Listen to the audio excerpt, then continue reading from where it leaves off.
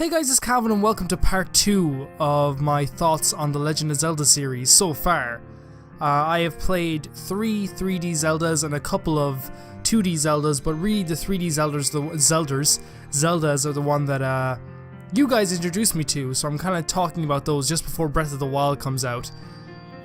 This one is the first 3D console Zelda I've ever played, and I played it in 2015. It was The Legend of Zelda: Ocarina of Time. This is kind of one of those minefield ones because this is my first ever, as I said, 3D Zelda game I played. But at the same time, it was also the first Zelda game I played since 2002. I think back in 2002 I played Link to the Past on a Game Boy, and that was the last full Zelda game I played. It was honestly just a day where I was looking for something to play. I was looking for anything to play on the channel because at this point I was at 80 subscribers, I think it was, and I was, just like now, of course, I just do this as a hobby. It's a hobby that I love to do, and I got like this idea to go onto the Virtual Console and play a Virtual Console game, and it just so happened that exact day the Virtual Console version of Ocarina of Time was released. And I thought, it's a tenner, I'll just download it and play one video of this, and then maybe play the rest of it myself. I actually played it, I recorded it, I uploaded it, I went to bed, and I woke up the next morning and the video had like 100 views, which is unusual for me to have that many views in the space of 8 hours.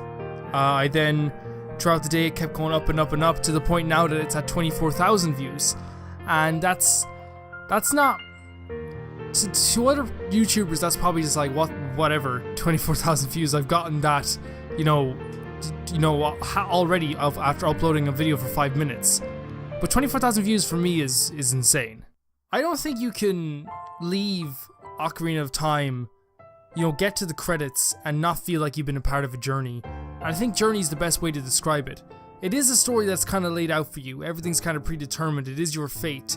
There is things you can do, obviously, as side quests and different things that you probably wouldn't even see, like some people wouldn't even notice throughout the game.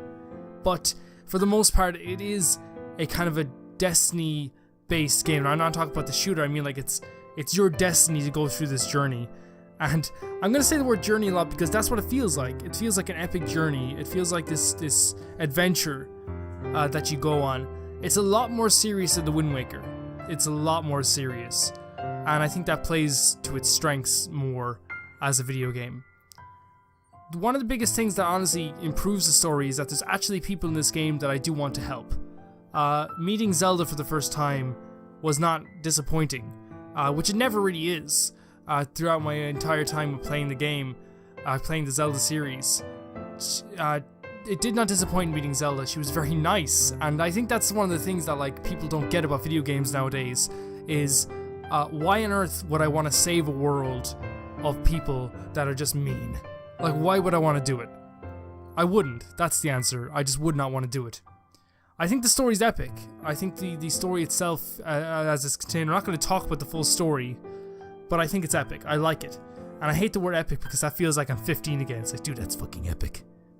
It's kind of a very hard thing to do, but this feels like a different Link. It feels like a different Ganondorf. A lot of people might not agree, but I feel like Zelda does this very well, and it proves it kind of between Wind Waker and Ocarina of Time. The Wind Waker Ganondorf, I feel like, is a lot older.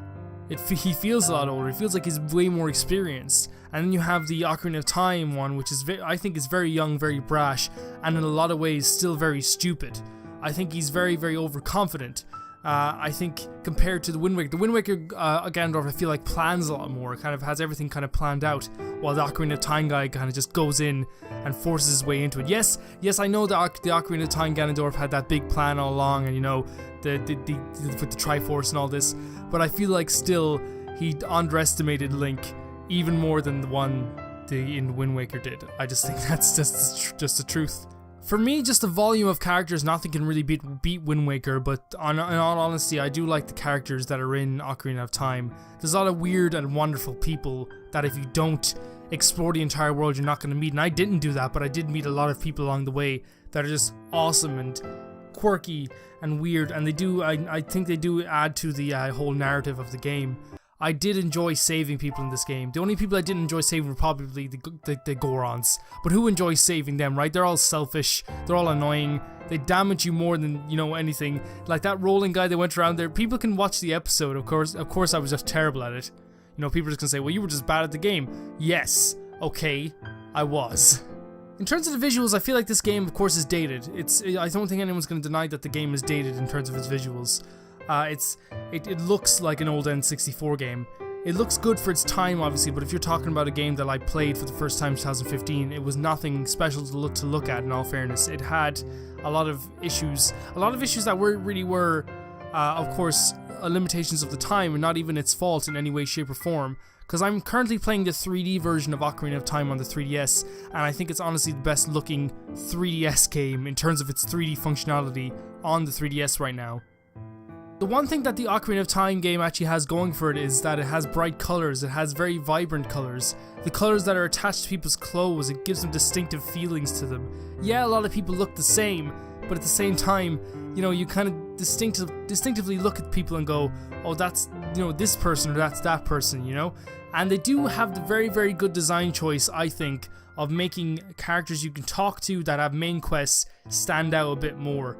Of course, you have the Lon Lon Ranch, where you have characters that honestly do not look like the regular crowd. That's something I love, obviously. I should probably just say that anyway. Like, I love the design of the people in Lon Lon Ranch. It's my favorite place to go, because if you look at the guy who, like, curates the whole place, you know, the guy who honestly deserves everything there. He's working hard while the daughter's just giving out to him, and the owner of the farm, whatever his name is sleeping. That guy deserves that farm. He deserves to work there. Everybody knows who watched my Ocarina of Time playthrough that I did have problems with the gameplay, and it really, I guess, I talked about it earlier on, but it really did center around me not really being attentive enough and listening enough. But at the same time, I feel like, you know, again, it is a game from the 90s. It's not going to be perfect. It's going to be whatever. It was great for the time. And of course, you can't blame the game for having jittery controls or having the Z targeting not being absolutely perfect.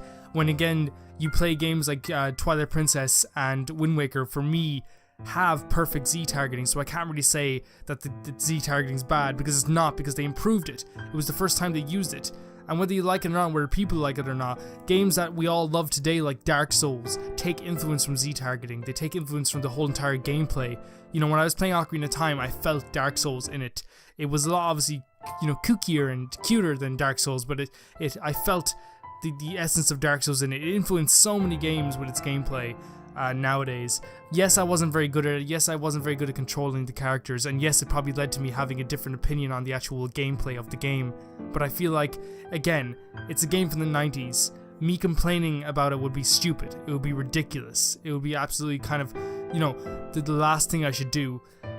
The sword play is honestly the best thing about the game. It honestly is. The moving about and actually slashing the sword. Yes, it can be sometimes you can, you know, swipe past an enemy completely. But honestly, I feel like the swordplay in Ocarina of Time is some of the best swordplay I've actually played with in a game ever, you know? And, like, Z-targeting doesn't even take away from the game that much, you know? And it's not even that bad. It's not even, like, it may make it sound like it's bad, but it's not even nearly bad. It's not terrible at all. So guys, I know this video was shorter than the Wind Waker one, but honestly I don't have as much to say about Ocarina of Time as I do about Wind Waker. I connected to the Wind Waker HD on an emotional level, which I didn't actually do with Ocarina of Time, unfortunately. But I will say that I am grateful that I played Ocarina of Time, because it led me to play, like, my favourite Zelda game of all time, the one I'm going to actually talk about next, which is the Twilight Princess HD. I think Ocarina of Time has influenced a lot of games nowadays, and I think that without it, I don't think the video game world would be the same at all, and I'm so glad I actually did go back and play it. Guys, my name is Calvin, and thank you very much for indulging me in this again. I will see you very soon.